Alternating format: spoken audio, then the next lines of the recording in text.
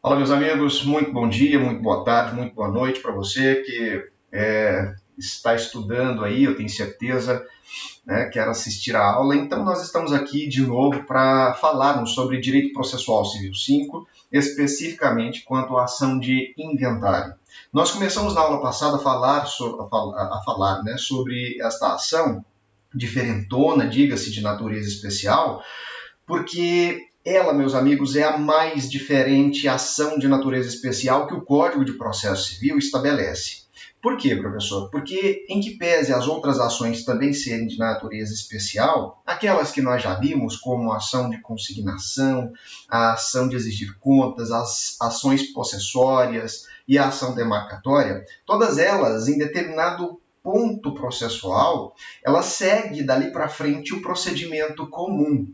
Esta não, meus amigos, ela é diferente do início até o seu final. E é isso que nós vamos então ver hoje. Então presta atenção, vamos voltar para a lousa, para aquilo que nós já estávamos comentando. Volta para lá, ó. Meus amigos, olha, na aula passada nós vimos que o inventário nada mais é do que a enumeração e descrição dos bens e obrigações que compõem a herança. Então, nesse contexto, descreve-se tanto os bens que foram deixados, quanto as dívidas/obrigações que também compõem a herança. Eu vou dar um exemplo disso. Imagina que uma pessoa em vida, o João da Silva, ele adquiriu uma casa financiada, imaginemos isso, né? E já pagou metade deste valor da casa. Então, quando ele morre, imaginemos isso, no meio do financiamento, os herdeiros tendem a elencar como bem, tá?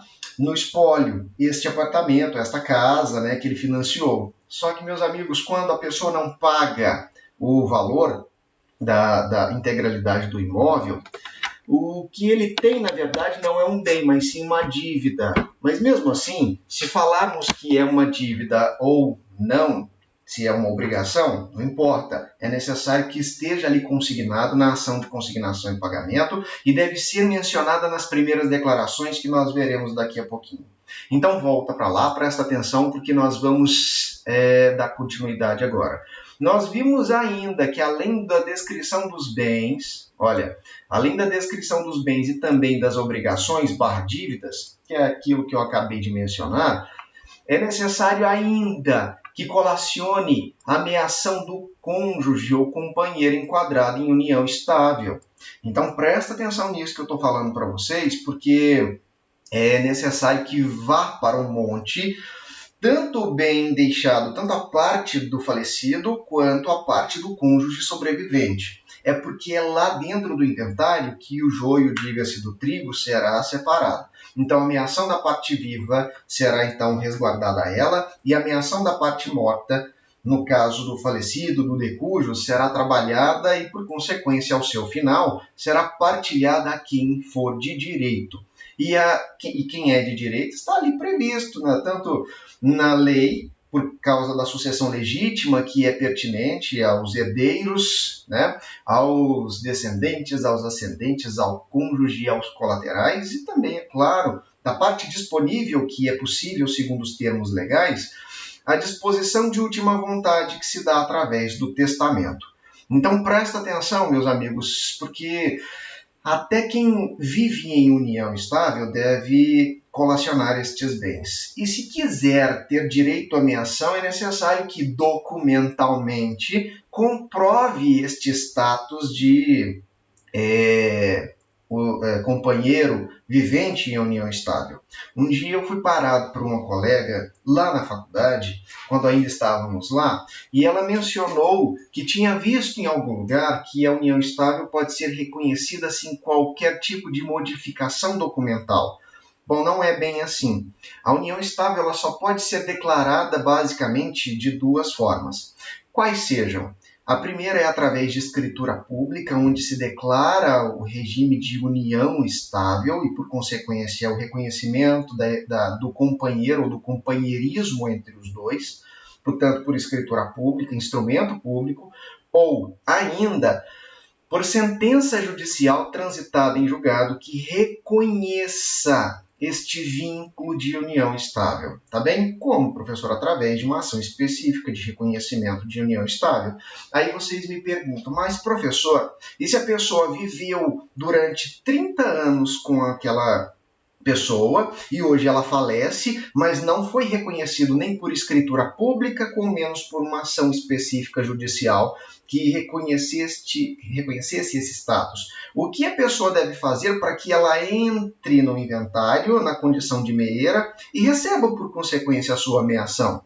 Meus amigos, eu disse para vocês que as coisas não são tão simples assim, e é justamente por isso que dentro do inventário vai existir questões de alta indagação que precisam ser superadas para que o processo volte ao seu deslinde.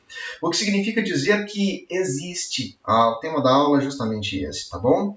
Nós vamos dar continuidade à matéria vendo agora o que são questões de alta indagação e eu estou começando com um exemplo do reconhecimento de união estável. Não dá para fazer isso dentro do processo de inventário. Por quê? Por conta da incompatibilidade de ritos.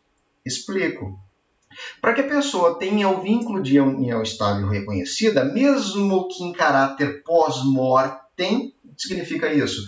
É que não reconheceu-se a união estável em vida, agora quer reconhecer essa união estável depois da morte do companheiro. Por isso, união estável pós-mortem. Então, esta ação de união estável, de reconhecimento de união estável, ela necessita tramitar pelo rito comum. O que significa dizer que é necessária a produção de provas, é necessária a colheita de informações suficientes que determinem, portanto, a livre racionalidade do juiz e a plena convicção de que aquela relação existiu enquanto aquela pessoa ainda era viva, de tal sorte a declarar, diga-se, reconhecer, porque declara-se por escritura pública, reconhece-se pela sentença judicial. Então, o juiz precisa ter plena convicção, através das provas que lhe são apresentadas, para que a parte seja reconhecida como companheira. Tá bem? Para só então voltarmos ao inventário, mas aí você me pergunta, mas professor, isso não dá para ser resolvido dentro do próprio processo de inventário? Não. Por quê? Porque o processo de inventário tem um rito especial, especialíssimo, diga-se, e o reconhecimento de união estável demanda a produção de provas, portanto, requer, tá, o procedimento comum. Então, são absolutamente incompatíveis. O que significa isso?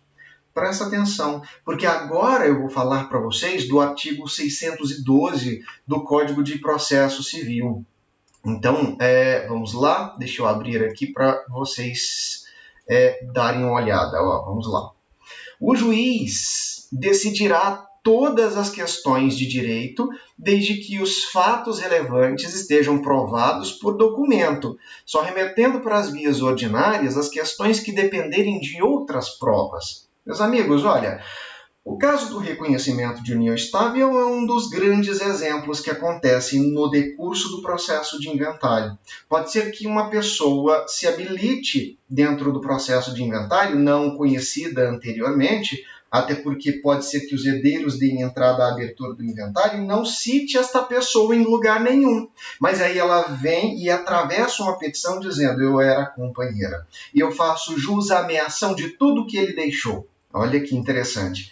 Nesse contexto, se ela não tiver um documento plausível que corrobore com a pretensão que ela tem, de tal sorte a demonstrar de fato o vínculo que ela viveu durante 20, 30, 5 anos, não interessa, de determinado lapso temporal, imaginemos de 1980 até 1996, sendo que ele morreu agora em 2020, né? Então, se ela quiser o reconhecimento deste recorte temporal, ainda assim ela vai precisar de um documento que o comprove, porque o juiz vai precisar decidir isso. Olha aí, o juiz decidirá todas as questões de direito, desde que os fatos relevantes estejam provados por documento. O problema acontece quando não existe esse documento e só existem as alegações, né, desta companheira. E geralmente as pessoas tentam driblar o juiz, juntando documentos que não possuem força probante. Por exemplo, a fotografia da pessoa, né, de 1982, os dois juntos, ele tocando violão e ela do lado. O que isso comprova? Não prova nada, meus amigos. Então é necessário que o juiz faça esta ausência documental que facilite a sua decisão, que ele remeta as partes para as vias ordinárias. E nesse momento, sabe o que acontece? O processo para. Tá? Por quê? Porque é essencial que se resolva esta questão incidental de tal sorte a fazer com que o quinhão desta pessoa seja reservado, ou de tal sorte que, considerando o valor que deve ser destinado para aquela pessoa, exista a necessidade de modificação absoluta dos cálculos que um dos herdeiros apresentou como primeiras declarações ali presentes no processo de inventário. Então, é essencial que se resolva essa questão. Como que se resolve essa questão dentro do inventário? Bom, vocês acabaram de perceber que não. A estas coisas que acontecem, a estes incidentes, a estes problemas, a gente dá um nome, portanto, de questões de grande relevância, ou, segundo a terminologia do Código de Processo Civil de 1973, portanto, o anterior Código de Processo Civil, nós damos o nome de questões de alta indagação, tá bem? Então, vamos anotar isso, porque é, de fato, muito importante. Presta lá atenção. Ó, vamos para a lousa. Muito bem, meus amigos. Olha, uma questão importante que deve ser resolvida, diga-se, questões, são os incidentes que acontecem no decurso do processo. Nós estamos falando, portanto, de questões de alta indagação. O que significa isso, professor, questões de alta indagação? Bom, meus amigos, questões de alta indagação, vamos escrever, são incidentes que influenciam o modo ou a forma de partilhar os bens deixados pelo de cujos e que devem ser resolvidos e que, portanto, devem ser resolvidos antes do final do processo. Porque depois que o juiz homologa o formal de partilha, o plano de partilha, levando em consideração os requisitos legais para tanto, aquilo se torna uma decisão judicial, e muitas vezes transitada em julgado, logicamente, para a expedição dos formais de partilha e registro cada qual. E existe um prazo, um lapso temporal que deve ser fixado para anulação desse termo de partilha, desse formal de partilha, plano de partilha que foi homologado por sentença pelo juiz. Tá bem? Então as coisas são melhores resolvidas quando resolvidas antes do juiz homologar, porque depois vira um tumulto processual muito grande, processo que já foi arquivado volta à vida, tem que refazer, refazer os cálculos, diga-se, e assim por diante, chamar à colação tudo aquilo que já foi transferido. Meus amigos, é um imbróglio, a verdade é essa. Tá bem? Então presta atenção que as questões de alta indagação não podem ser resolvidas pelo magistrado, pelo juízo competente para o inventário, diga-se. Desculpa, é pelo juiz do inventário sim, mas não é dentro do processo de inventário. Tá? Imaginemos, se o processo, eu vou voltar até para mim porque eu preciso explicar isso que eu falei agora. Tá? Se o processo de inventário foi distribuído para a primeira vara de família e sucessões aqui da comarca de Anápolis, por óbvio, pode ser que as questões de alta indagação sejam resolvidas também pelo mesmo juiz da primeira vara de família e sucessões. Mas o que eu quero demonstrar para vocês é que não pode ser no mesmo processo. O juiz, quando remete às vias ordinárias às pessoas, na verdade ele está querendo falar que deve ser resolvido em outro processo, com outro rito, onde as partes terão mais disponibilidade do contraditório, da ampla defesa, da produção de provas e tudo mais que o procedimento comum pode proporcionar às pessoas. Para só então depois, uma vez transitado em julgado e fixado, portanto, aquele direito, voltar ao processo de inventário para que ele seja contabilizado como quinhão de cada um. Tá bem? Estou falando rápido? Não, estou não, Só estou passeando pela matéria. Então, presta atenção. Eu dei um exemplo do reconhecimento de união estável, mas existem grandes outros. Olha, presta atenção. Vamos colocar esse que nós já falamos. Olha, reconhecimento de união estável, reconhecimento de união estável é um exemplo. Por exemplo, exclusão de um herdeiro por indignidade. Tá? Por indignidade, eu acho que vocês já devem lembrar destas lições que eu trouxe para vocês ainda no sexto período, direito material, né? Direito civil 6, sucessões. Existem possibilidades jurídicas de excluir herdeiros legítimos e necessários, né?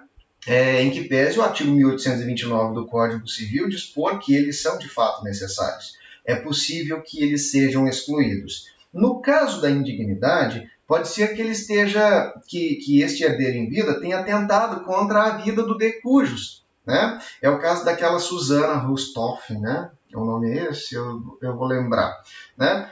Que matou os próprios pais. Então, se ela própria atentou contra a vida, praticando homicídio contra os seus ascendentes, não pode ela, por consequência, participar da sucessão, né? E dos seus milhões deixados lá pelos seus pais. Ela vai ser excluída. Por quê? Por indignidade. Mas a indignidade ela tem que ser reconhecida e declarada pelo juiz, o que significa que ela não é automática e o que significa também é que vai demandar uma decisão judicial que vai tramitar, que vai ser extraída por consequência de um processo por uma ação de indignidade que vai correr pelo rito comum. Entenderam isso? Então, meus amigos, para excluir um herdeiro, né, para que ele saia do plano de partilha, é necessário um documento que estabeleça, e esse documento pode ser uma sentença, e para ter uma sentença é necessário que tenha um processo que corre por um rito, ou seja, é um problema. Tá bem? Por isso que inventário demora tanto. Tá? Por isso que inventário é complicado. Tá? Tem inventário que começou em 1980, olha que maravilha, e até hoje não terminou. Por quê? Inércia da parte, favoritismos, por exemplo, do cônjuge que está sob administração dos bens e para ela já está bom, já está quase morrendo, porque já tem 30 anos, então daqui a pouco vai ter que fazer o inventário dela, né? Para ela tanto faz o inventário sair ou não, ela já está na posse dos bens, então isso pode ocasionar morosidade, cabe ao inventariante não deixar, requerer medidas de tutela de urgência para que ela saia, né? Imagina, ela está recebendo os aluguéis das 10 casas deixadas pelo decurso. Que maravilha, né?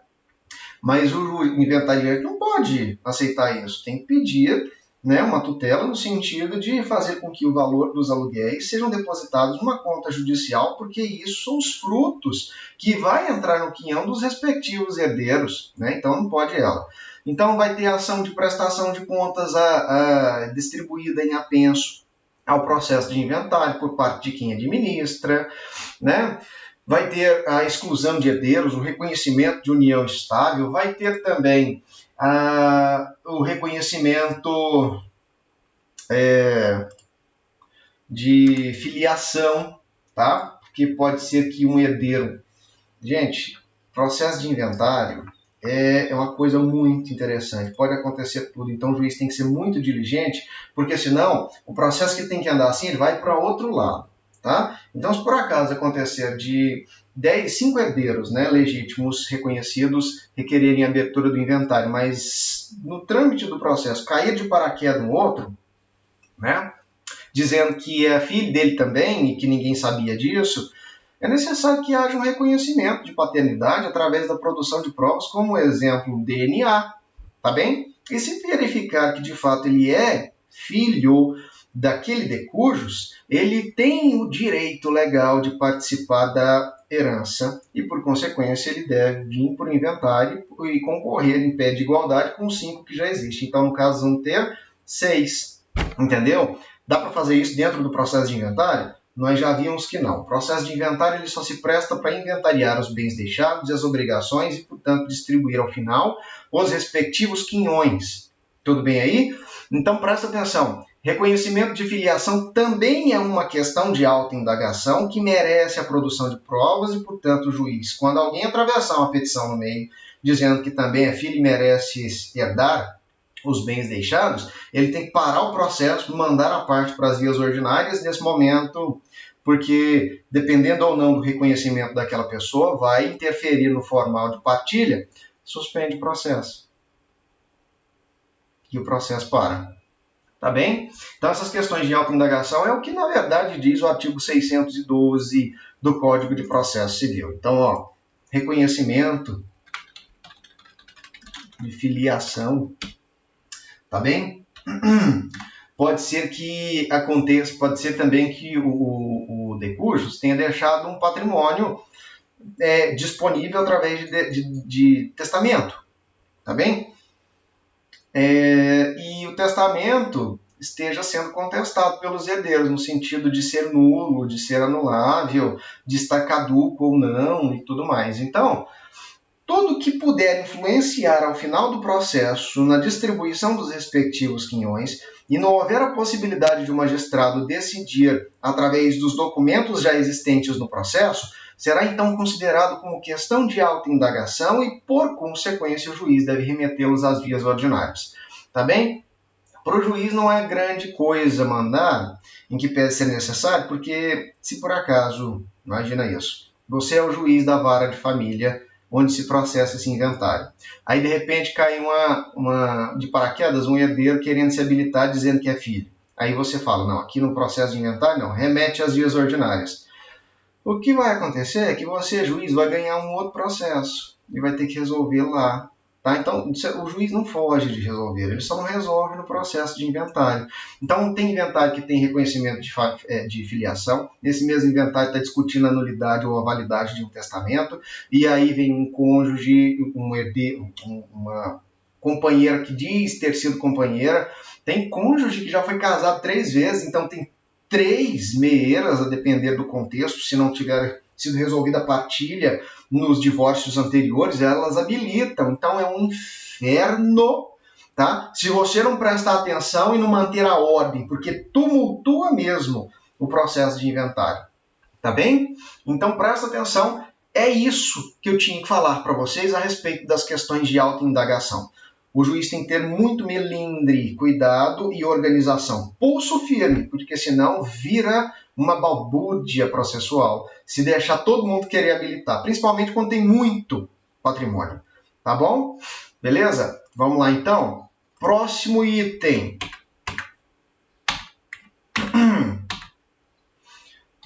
Próximo item.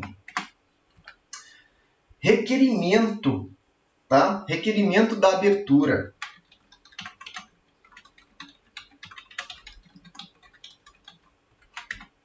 Requerimento da abertura. Meus amigos, olha, o requerimento da abertura está ali consolidado no Código de Processo Civil, especificamente lá nos artigos 615 e 616. Vamos lá? Então presta atenção, olha. Vai. Da legitimidade para requerer o inventário. Tá? Presta atenção no que diz o artigo 615. O artigo 615 traz uma figurinha nova que eu não falei ainda para vocês. Tá bom? Está escrito assim, olha, o requerimento do inventário e partilha incumbe a quem estiver na posse e na administração do espólio, tá? No prazo estabelecido pelo artigo 611, aquele prazo que a gente já falou, tá? Sobre o prazo que a pessoa tem para requerer a abertura do inventário. Então, meus amigos, presta atenção, olha para cá. Com o princípio Saicine, lembra disso? A partir da abertura da sucessão, transmite-se por consequência, entre aspas, de maneira automática, a quem de direito o patrimônio, ou seja, aos herdeiros legítimos, tá? E testamentários, diga-se. Tudo bem? Só que existe uma das pessoas que administra o patrimônio, mesmo que de maneira provisória, por isso, então, também denominado como administrador provisório, aquele a quem incumbe-se gerenciar o patrimônio até que juridicamente, todo o patrimônio seja transferido a quem de direito depois do processo de inventário, ou seja, na partilha. Tá bem? Então, meus amigos, por exemplo, vamos lá tentar desenhar com vocês o que eu estou falando. Eu vou tentar, tá? Então, ó, presta atenção. Imagina que o João, ele faleceu, tá bem? Só que o João deixou o herdeiro A, deixou o herdeiro B, deixou o herdeiro C. tá bem? O João, ele tinha vários negócios e justamente por isso o filho específico B, tá? Aqui, ó. O filho B era quem o auxiliava na gestão dos negócios, tá bem? E quando da morte de João, quando João faleceu, aqui, ó. Quando João faleceu, o B continuou dando as devidas oitivas, diga-se, para os negócios do Decujos. Então, ele deu continuidade aos negócios, praticando atos de gestão, não deixando, entre aspas, a bola cair. Tá bem? Então, meus amigos, essa pessoa se investiu provisoriamente na condição de administrador. Nós sabemos que o inventariante é que é o administrador oficial do espólio. Mas até que se nomeie um inventariante, incumbe-se àquele a quem, pelo princípio Saicine, se investiu na condição de administrador provisório. Então, o artigo 615 do Código de Processo Civil diz justamente isso. Quem tem legitimidade inicial para requerer a abertura do inventário é aquele que provisoriamente administra o espólio, tá bem? E o requerimento, por óbvio, isso é questão de procedibilidade válida do processo. É necessário que o pedido seja instruído com a certidão de óbito do autor da herança, porque se você não demonstra, viu, senhores, senhoras, senhoritas, se você não demonstra para o juiz que o, entre aspas, falecido morreu, através de um documento formalístico chamado certidão de óbito, o juiz indefere de plano a sua inicial, logicamente, depois de ela dar para o juiz dar um prazo para você juntar. Se você não juntar, ela indefere, tá? Porque não tem como partilhar uma herança de uma pessoa que supostamente está viva. Entenderam isso? Tem que demonstrar por documento que comprove por fé pública a morte. Eu estou falando da certidão de óbito, tá?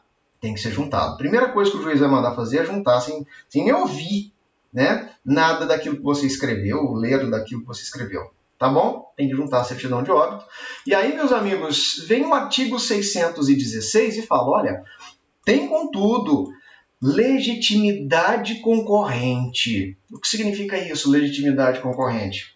Porque pode ser, meus amigos, que o João tenha deixado patrimônio, mas ao mesmo tempo não tenha fixado ninguém como administrador provisório, ou ninguém dos herdeiros, nem o A, nem o B e nem o C, estejam participando da gestão patrimonial que ele fazia antes. Entenderam isso? Então, qual dos três será aquele incumbido de administrar provisoriamente? Ninguém. Então, se não tiver ninguém na administração provisória, por absoluta falta de conhecimento, imagina, o João era um empresário de uma indústria têxtil, tá bem? Só que o filho A mora lá nos Estados Unidos, Los Angeles, o B é odontólogo, o C virou engenheiro civil. Então, não tem nenhum empresário, nenhum conhece a fundo o patrimônio do pai, no caso, né?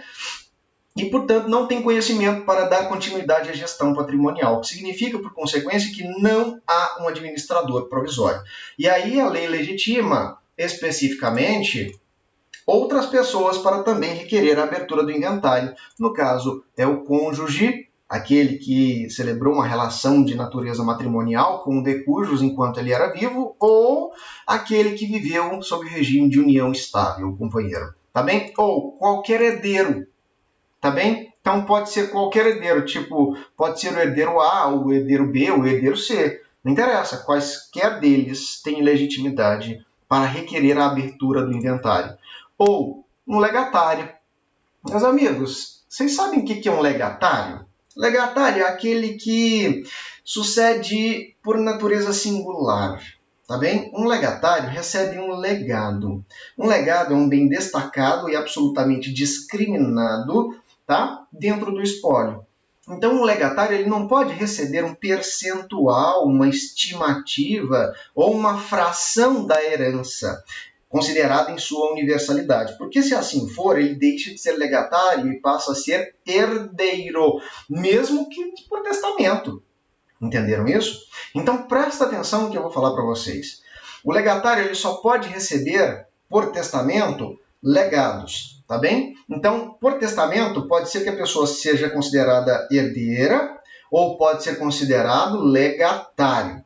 Herdeiro se ele herdar, mesmo que por testamento, uma fração ideal do todo. Legatário se por testamento for deixado um bem específico. Imagina que você é muito rico, você não, porque eu vou te matar ali agora, então não é muito ruim. Então imagina que esse João da Silva, aqui, que nós estamos pintando, imagina que esse João da Silva, ele é uma pessoa muito rica, tá bem? Ele é uma pessoa muito rica e ele gosta muito da pessoa que trabalha para ele, no caso, o motorista. Então ele compra aquele Audi, tá? Ele tem um Audi A4, tá bem? E fala assim: ô James, quando eu falecer eu vou deixar este Audi para você, tá bem? E aí ele faz o testamento e deixa esse Audi para ele. O James vai herdar quantos por cento da herança do Decursos? Entendeu? Não pode pensar assim, porque se ele é muito rico, o James vai herdar muito mais do que o carro. Não pode, então tem que ser discriminado. Ele só vai levar o carro. E isso vai ser, então, considerado uma sucessão singular e não universal destes bens, o que significa que ele vai receber um legado. E se ninguém requerer o inventário desta pessoa, o James vai querer o carro dele, o que significa que o legatário vai reivindicar o seu legado e, por consequência, a lei fixa a competência a legitimidade ativa para requerer o inventário nos termos do artigo 616, o professor fala igual papagaio e fica sem ar, né? O artigo 616, inciso 3, tá bem? Pode ser também que o testamenteiro reivindique a abertura do inventário, pode ser que o cessionário do herdeiro ou do legatário também assim o promova. Então, professor, o que é cessionário? Meus amigos, presta atenção. Isso também diz respeito às aulas de direito de sucessões. Então, entenda. Quando nós estudávamos lá no Direito Civil 6, lá no sexto período, Direito de Sucessões, nós vimos que a herança ela pode ser renunciada.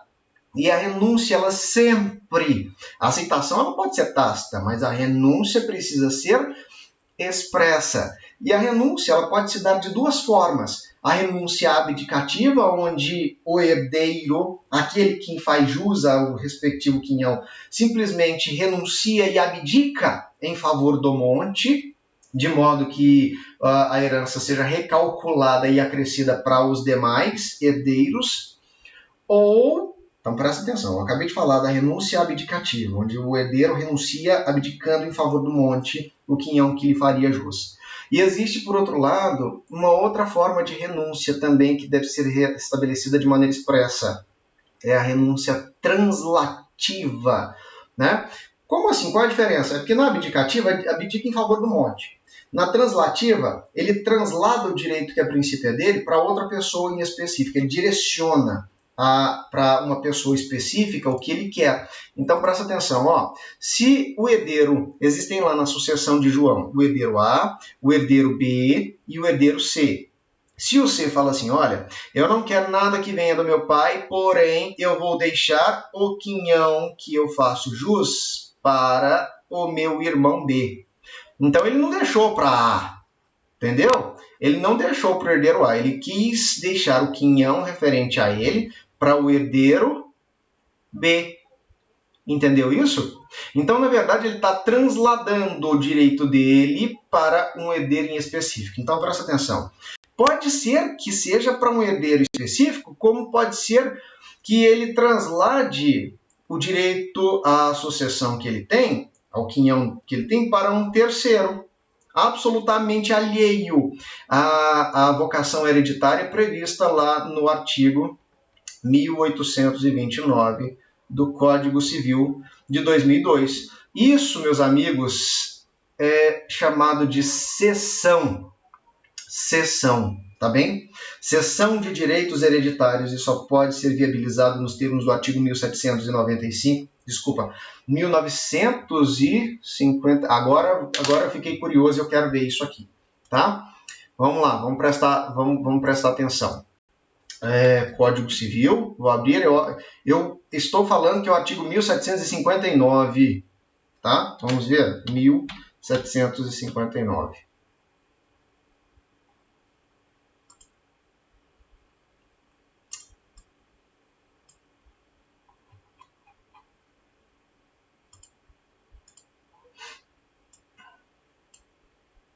Vamos, computador.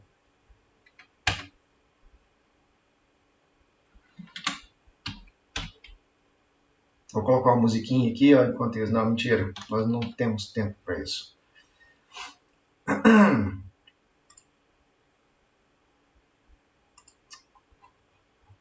Computador maravilhoso. Vamos, internet.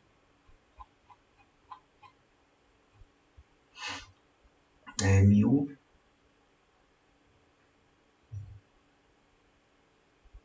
1795, meus amigos. Olha, presta atenção, olha. De acordo com o Código Civil, artigo 1795, o coerdeiro a quem não se der conhecimento de cessão poderá, depositado o preço, haver em si a cota cedida a estranho. Tá bem? Então, ó, presta atenção. O artigo 1795 ele formaliza a possibilidade de cessão a um estranho e o artigo 1793 fala que a cessão, tanto a coerdeiro quanto a pessoas estranhas, deve ser feita por escritura pública. Olha que interessante. É uma escritura pública que deve ser feita. Não pode simplesmente chegar a pessoa no processo e falar assim, não, olha, excelência, eu estou aí dentro do plano de partilha, eu era filho do decujus, meu pai faleceu, né, então eu faço jus à associação legítima, mas neste ato, de maneira solene, eu estou transferindo para Maria de Tal o meu quinhão. O juiz não aceita esse tipo de coisa, tá? Ele tem que obedecer ao artigo 1793. Tem que ser por escritura pública. Então, você vai a um cartório de registro de títulos e documentos, pede para se lavrar uma escritura pública de cessão de direitos hereditários, renunciando translativamente àquela pessoa que você quer como beneficiária, e aí junta no processo a escritura pública de cessão e o juiz te exclui e coloca ela no lugar. Entendeu isso? É assim que funciona. Então, olha, presta atenção. Eu estou falando para vocês sobre a legitimidade para reivindicar a abertura da sucessão. Então, o cessionário é justamente esse cara, né? Aquele beneficiário da cessão de direitos hereditários. Mas pode ser também o credor do herdeiro. Imagina que pode ser do herdeiro, o credor do herdeiro, do legatário ou do autor da herança. Então, imagina que, lembra que eu falei que no inventário tem que vir também os bens e também as obrigações? Então presta atenção, imagina que o decujus, ainda enquanto vivo, celebrou vários contratos, então ele está devendo, ele tem dívidas, tá bem? O que vai acontecer com isso? Pode ser que ninguém reivindique depois da sua morte a abertura da sucessão, mas o credor quer receber, então ele vai se habilitar no processo, tá bem? Então, aí vem o Banco Itaú e fala, olha, o decujus, enquanto vivo, celebrou esse contrato e ele tem este documento que comprova a dívida dele de R$300 mil e nós do banco queremos receber. Como ninguém reivindicou a abertura do inventário dele, sabemos que ele faleceu, está aqui a certidão de óbito, nós reivindicamos a abertura do inventário para o magistrado apurar os valores ou os bens, imaginemos, citando os herdeiros, para que eles possam colacionar os demais bens patrimoniais e, ao final das contas, eu receba na condição de credor. Tá bem? Então, o credor tem também legitimidade. E se ninguém fizer, pode ser que o Ministério Público, principalmente se houver herdeiros incapazes, reivindicará a abertura da sucessão. E a Fazenda Pública possui também legitimidade, mas o interesse dela é na condição também de credora, mas credora fiscal. Tá? Por quê? Pode ser que o decurso esteja devendo imposto. Entendeu? Por exemplo, o cara tem que pagar R$200 mil de imposto de renda que não foi retido na fonte, que não foi pago e tudo mais. Aí vem a PFN, a Fazenda Pública Nacional, e a pontapé inicial de abertura do inventário. Tá? Pode ser, ela é Fazenda Pública. Tá? A União, por exemplo. Tá? Pode ser o Estado, pode ser o município, não importa. Tá? Se ele tiver devendo IPTU, o município entra com o inventário, se ninguém o fizer. Tá bom? Beleza? Mas, meus amigos, presta atenção, olha para cá. A competência fixada aqui é uma competência concorrente. Eu estou falando competência do juiz, eu estou falando da parte, então, desculpa, não é competência, é legitimidade que eu queria dizer, tá?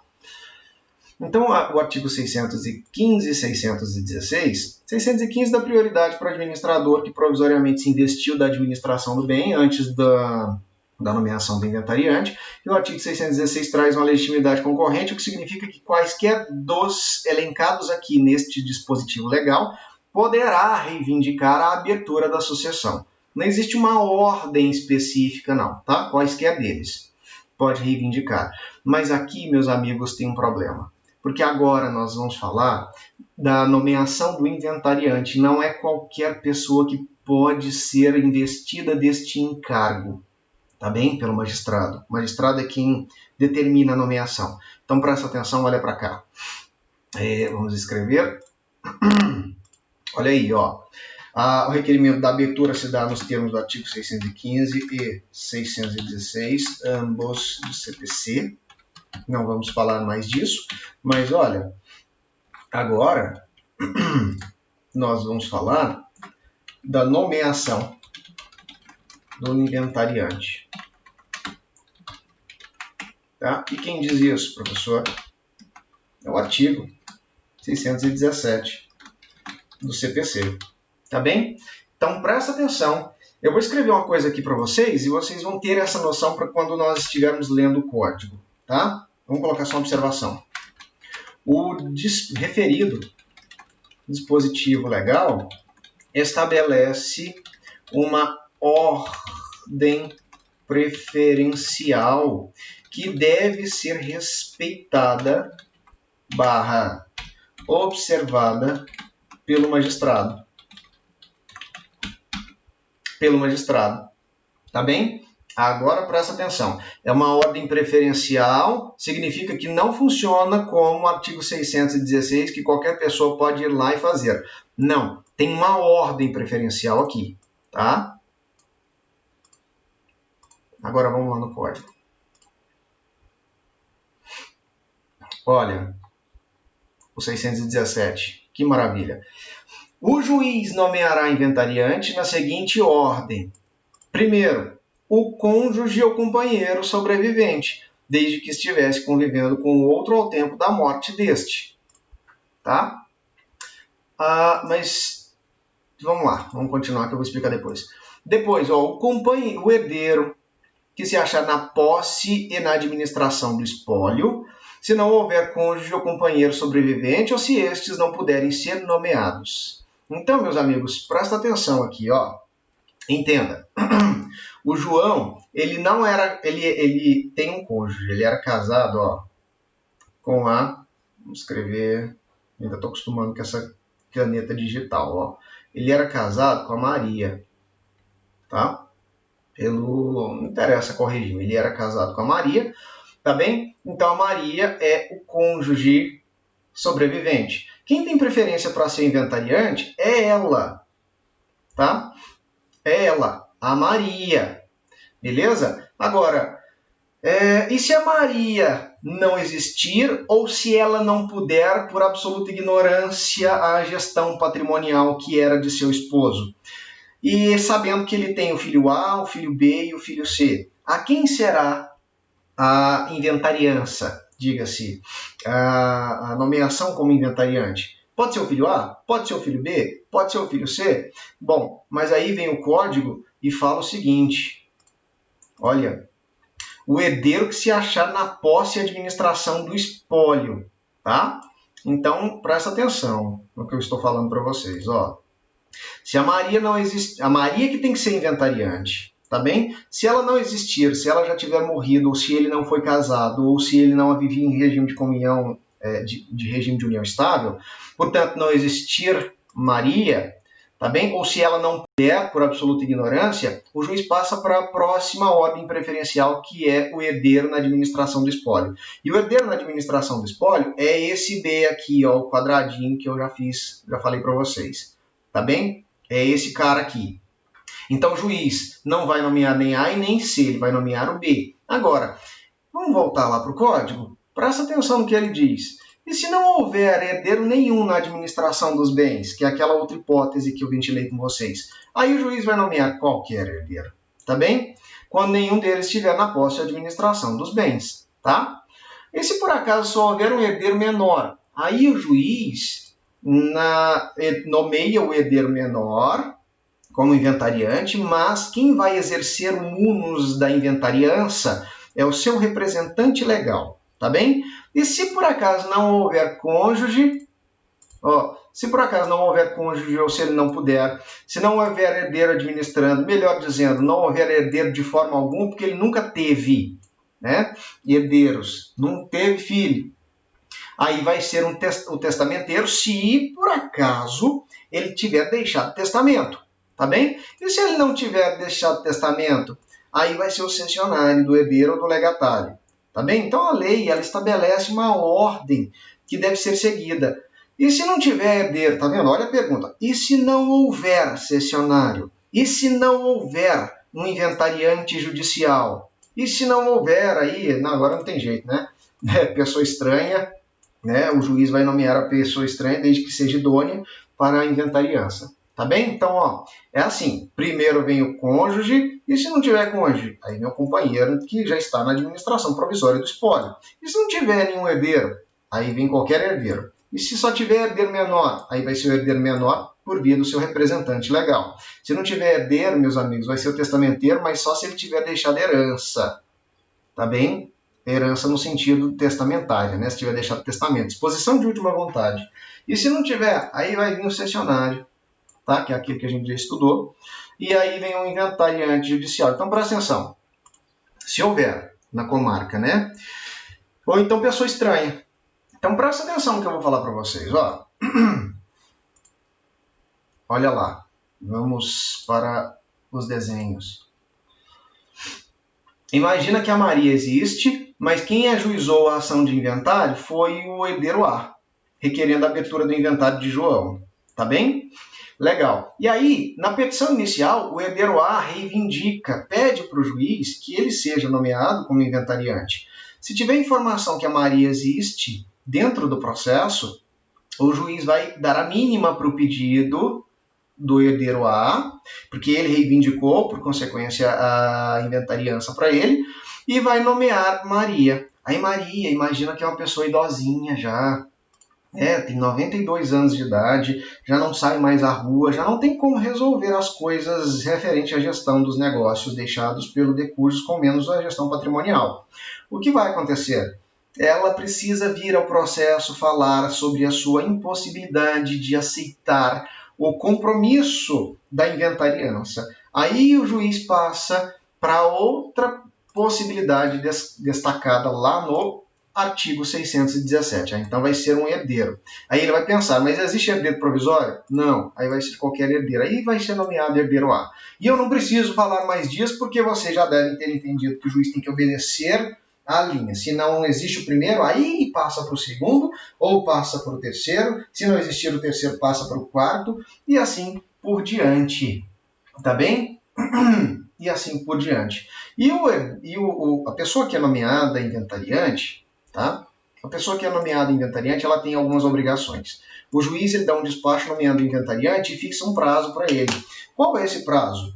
Olha, a assinatura do termo de compromisso. Tá? Ou a pessoa que é nomeada inventariante, ela tem que vir ao juiz e assinar um termo de compromisso. O termo de compromisso deve ser assinado em até 5 dias. E depois de assinado o termo de compromisso, o inventariante, agora compromissado, deverá apresentar as primeiras declarações, tá? No prazo de 20 dias, a contar da assinatura do termo de compromisso. Presta atenção no que eu estou falando para vocês. Para assinar o termo de compromisso, a pessoa tem 5 dias, tá? Mas se ela assinou, por exemplo, no segundo dia dos 5 dias que ela tinha de prazo, o prazo de 20 dias vai contar não a partir de findados 5, mas a partir do segundo dia que ela assinou. Vamos repetir, ó. É a contar da assinatura do termo de compromisso. Tá bem? Beleza? E o que significa isso, professor? Primeiras declarações. Tá? Vamos prestar atenção.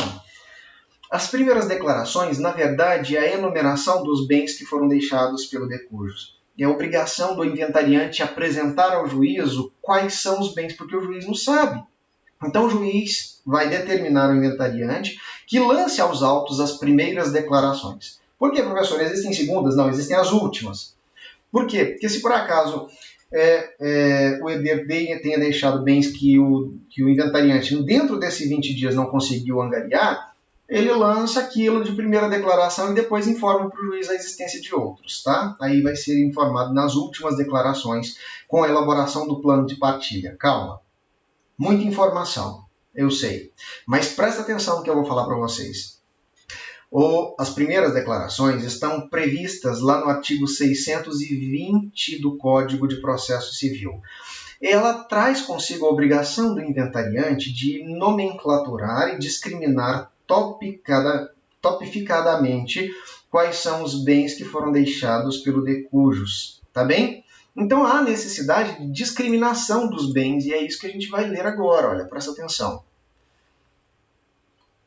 Dentro de 20 dias, contados da data em que prestou compromisso, o inventariante fará as primeiras declarações, dos quais se lavrará termo circunstanciado, assinado pelo juiz, pelo escrivão, pelo inventariante, que serão exarados. Então tem que falar de tudo dentro das primeiras declarações. Quais são os herdeiros, tá? O domicílio do autor da herança, porque vai fixar, por consequência, a competência do juízo, tá? Para processar o inventário, o local, o dia que faleceu, o nome, o estado, tarará dos herdeiros, tem que qualificar os herdeiros aqui nas primeiras declarações.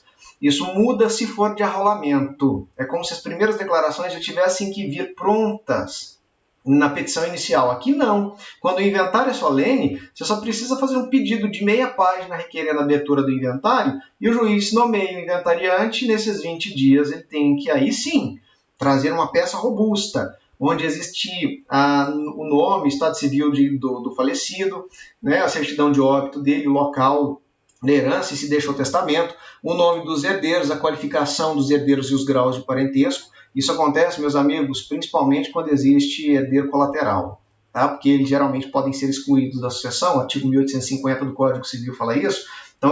Então o juiz fica de olho. Quando só tem colateral, a primeira coisa que o juiz pergunta é: tem inventário? Tem testamento? Entendeu isso? Porque se tiver testamento, é quase que certeza que alguém foi excluído. Então é determinante a existência de um testamento. Então o juiz tem que mandar trazer. Tudo bem até aí? E pode ser ainda que não exista testamento, portanto nenhum deles foi excluído da sucessão, mas pode ser que exista colateral unilateral concorrendo com colateral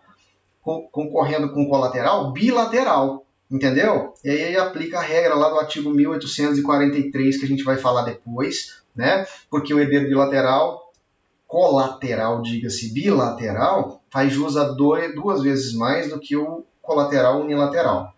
Entenderam? Difícil, né? Não, calma, a gente vai revisar algumas coisas depois, não agora. Tá bem? Então, meus amigos, as primeiras declarações são estas, tá? Volta para a lousa. Tá tudo lá, eu quero que vocês deem uma lida no que diz o artigo 620, porque ele é fundamental para que você faça um bom trabalho na condição de advogado. Porque, na verdade, quem faz as primeiras declarações é o advogado. A única coisa que a parte faz é demonstrar documentalmente quais são os bens. E, presta atenção, não adianta só falar que o de cujus tinha uma casa na praia. É necessário que, falando isso, junte anexo às primeiras declarações a matrícula imobiliária do imóvel, constando lá como proprietário o nomezinho de quem faleceu, tá? Do autor da herança. Beleza? Então, tudo que você falar nas declarações, você tem que ter um documento que comprove. Eu deixo uma caminhonete Hilux, cadê o CRLV? Tá? Documento de propriedade dele. Tá no nome do banco, então não é dele. É uma dívida. Tá bem? O juiz vai mandar a pessoa refazer as primeiras declarações, se isso acontecer, demonstrando o termo de quitação do bem ou a exclusão dele. Tá? É só aquilo que é dele mesmo. Beleza? Acontece também com a casa financiada. O juiz vai perguntar, mas já quitou? Não, então não é bem, é dívida. Tá bem? Vai excluir ou então coloca como dívida, não importa. Tá? Tem que ser escrito isso nas primeiras declarações. Beleza? E aí, meus amigos, depois que se lança as primeiras declarações, os herdeiros Lembra que os herdeiros foram nomenclaturados, discriminados, qualificados nas primeiras declarações? Então, os herdeiros deverão ser citados para impugnar as primeiras declarações. Tá bem? Dentro do prazo comum de 15 dias. De 15 dias. Quem fala isso, professor? Artigo 627 do CPC. Tá bem? Então, presta atenção. Os herdeiros representados nos autos deverão ser intimados e aqueles sem representação deverão ser citados para impugnar as primeiras declarações. Mas presta atenção no detalhe. O prazo é comum. Tá bem? O prazo é comum. O que significa que o prazo, então, de 15 dias só vai correr depois de todo mundo citado e intimado. Beleza? Entenderam isso? E eu acho que já tem informação demais para hoje. Tá? Vamos ficar por aqui, porque na próxima aula eu vou mostrar para vocês como eu posso dizer, fluxograma, tá? Eu vou desenhar, agora que eu comprei esse brinquedo novo de escrever, né? Eu vou desenhar para vocês o fluxograma e a gente vai passar uma pecinha para que vocês façam. Lembrando que a gente tem uma aula de reposição para fazer, porque, entre aspas, cairia em um feriado, tá bem? Então eu vou aproveitar essa aula Plus para que a gente faça essa peça. E depois a gente vai começar a falar de ação monitória, né? Nas aulas restantes para a terceira BA, a gente vai falar de ação monitória, oposição e embargo de terceiro, para finalizarmos, né, a ementa contendo as mais importantes ações de natureza especial. Beleza? Estamos bem? Então, meus amigos, fiquem em paz, eu vou ficando por aqui, né? E eu quero que vocês tenham uma ótima semana, um muito bom dia. Para mim é bom dia, né? Mas muito bom dia para você, muito boa tarde, muito boa noite, dependendo da hora que vocês estiverem assistindo esta videoaula. Tá bem? Fiquem em paz, fiquem com Deus, bye bye. Tchau, tchau.